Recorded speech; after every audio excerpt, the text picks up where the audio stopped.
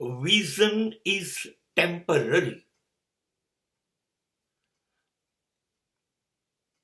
જે દ્રશ્ય છે, જે દેખાય છે, એ કાયમી નથી, બદલાતું રહે છે.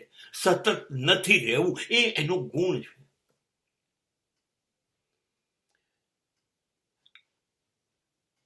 કશું પણ જુઓ, બધું જ બદલાતું રહે છે. એ સ્થિતિ હોય, વ્યક્તિ હોય કે કુદરત હોય. જેને આપણે જોઈએ છીએ એ બધું જ બદલાતું રહે છે આપણા સિવાય. અને આપણે પણ સતત બદલાતા રહીએ છીએ. બાળપણમાંથી યુવાની, યુવાનીમાંથી પ્રૌઢત્વ, પ્રૌઢત્વમાંથી વૃદ્ધત્વ, વૃદ્ધત્વમાંથી મૃત્યુ, મૃત્યુમાંથી પાછો જન્મ. આપણે પણ બદલાતા તો રહીએ જ છે. પણ શરીરની અંદર એક એવું તત્વ છે જે કાયમ છે, જે શરીરને પણ જુએ છે અને શરીરથી જે બધું જોવાય છે એને પણ જુએ છે. એ કાયમ છે, એ દ્રષ્ટા છે, જોનારો છે, એ કાયમ છે. એને આકાશને જોયું,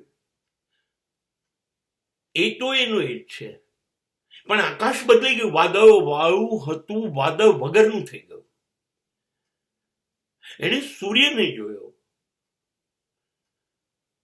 એ ઉગતો હતો, પણ એનો એ સૂર્ય આથમી ગયો, એ પણ એને જોયો. સૂર્યને ઉગતો ને આથમતો એને જોયો. વરસાદને પડતો અને બંધ થતો એને જોયો. સ્થિતિ બદલાય છે, માણસો બદલાય છે. બાળપણના લંગોટિયા મિત્રો, યુવાનીના મિત્રો, વૃદ્ધત્વના મિત્રો સતત બદલાતા રહ્યા. એ અંદર જે બેઠો છે એ ન બદલાયો. એને જોયું છે, એને બધા મિત્રોને જોયા, એ નથી બદલાયો. આપણે બાળપણમાં કેવા હતા એ એને જોયું, યુવાનીમાં કેવા હતા એ જોયું, વૃદ્ધત્વમાં કેવા હતા એ જોયું. અંદર એક શક્તિ છે જેને શાસ્ત્રો આત્મા કહે. અને થોડાક આગળ વધે ને તો આત્મા પરમાત્મા છે. એનો મતલબ આપણી અંદર રહેલો પરમાત્મા નથી બદલાતો, એ બધું જોયા કરે. અને જે બદલાય છે બધું જુએ છે અને એ નથી બદલાતો. હવે ધર્મ ક્યાં શરૂ થાય છે? જે બદલાતું રહે છે એ નથી જોવું આપણે લોકોએ, એ ધર્મ.